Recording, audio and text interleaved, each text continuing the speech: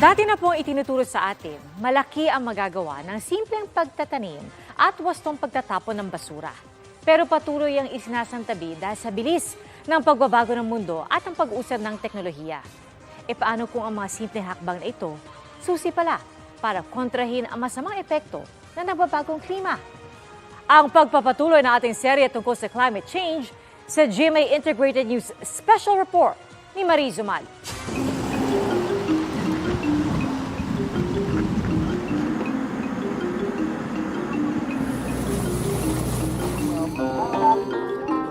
Very good. Go more down.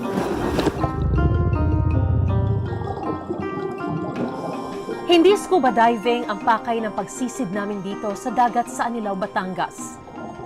Isa sa mga kilalang diving spot sa bansa. Ang aming target,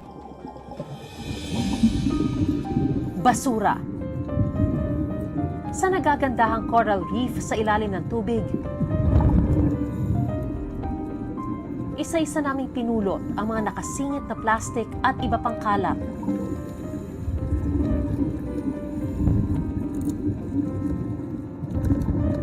Pag-ahon, tumambad ang sari-saring dumi na nakuha mula plastic bottles, cups, hanggang plastic na kubyertos. Kung susumahin yung mga nakuha namin dyan, so baka ilang tonelada na rin siguro. Plastic nga ang nangungunang uri ng basura na makikita sa ating karagatan. Ang masakit, ang Pilipinas pa raw ang pangatlong pinakamalaking contributor ng plastic waste sa buong mundo. Kaya maliit na mga hakbang man, malaking tulong pa rin daw sa kalikasan ang mga clean-up drive tulad nito. Lalo na sa gitna ng banta ng nagbabagong klima. We believe every diving should be a cleanup diving, but we are developing a program for voluntourism. It's a volunteer plus tourism. So when they come here as a diving tour, they dedicate one diving solely for cleanup. Scuba diving is one of the top 3 products of tourism. So malaki ang economic value ng diving. And with that, kakibat nun is to protect the environment, protect our assets. Kung makikita nyo sa ilalim ng dagat, mostly plastic are the #1 coral killers. Pumupulupot, #1 is diaper and the bottles. Every plastic, sobrang laki ng impact.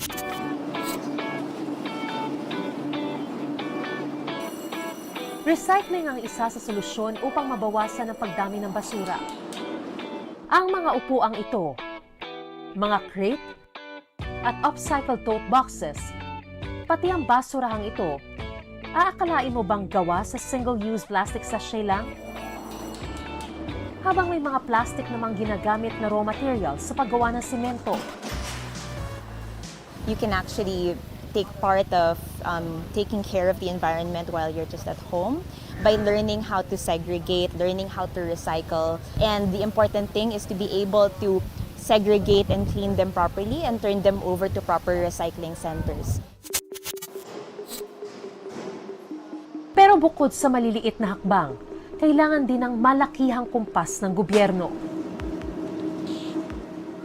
Yan ang tinututukan ng Climate Change Commission na itinatag upang gumawa ng mga pulisiya at humanap ng solusyon para mapagaan ang epekto ng climate change. Isa sa kanilang unang hakbang ang pangakong pababain ang greenhouse gas emissions ng Pilipinas. Ang greenhouse gases na nagdudulot ng pag-init ng planeta nagmumula sa paggamit ng mga fossil fuel, coal at langis, pati na sa pagdami ng basura. In the fight against climate change, we've made several commitments under international obligations natin. And that includes the 75% commitment to reduce our greenhouse gas emissions by 2030. Kasama sa paraan ng pagbawas ng greenhouse gases, ang paglinang sa renewable energy tulad ng solar power. Dati, bukod sa mahal, problema rin ang paghahanap ng ekta-ektaryang lupain upang makapagtayo ng solar farm. Pero may teknolohiya na ngayon para sa pagtatayo ng maliliit na solar power station na may kakayahang mag-imbak ng enerhiya para magamit kung kailan kakailanganin. With the ability of having the microgrid technology, we can be able to decentralize power from one area to another. And when there's more demand, from decentralization, we can be able to scale up the power anytime that we need it.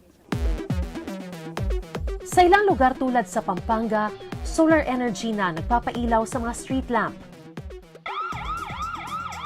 Pati sa mga public address system para mabalaan ang mga residente kapag may emergency o paparating na sakuna. Bukod sa solar, meron na ring wind farm sa Pilipinas. Pero kung nais daw talaga nating mabawasan ang ating carbon footprint, sabi ng Climate Change Commission, importanteng buhayin muli ang nagsisilbing baga ng planeta. Ang mga puno at kagubatan ang humihigop ng ibinubuga nating carbon at naglalabas ng kailangan nating oxygen. If we want to be carbon neutral, isa-isa tayo, we have to plant 100 trees. We do that, not just plant, but grow. Kailangan lumaki siya.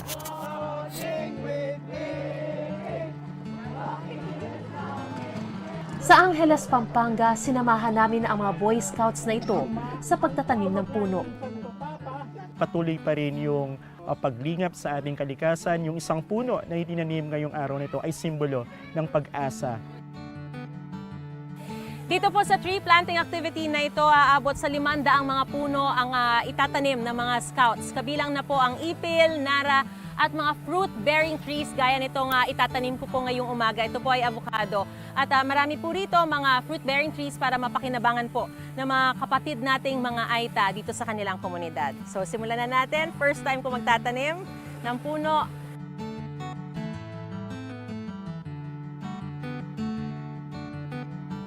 Meron akong dream on our tree planting. Pangalaga namin dahil yung sa isang puno, buhay ng mga katutubo po yun. Dapat po tumulong po talaga kasi unti-unti na po talaga nababawasan eh. Parang mas marami pa po yung napuputol kaysa sa natatanim. Mabigat masuliranin ang climate change.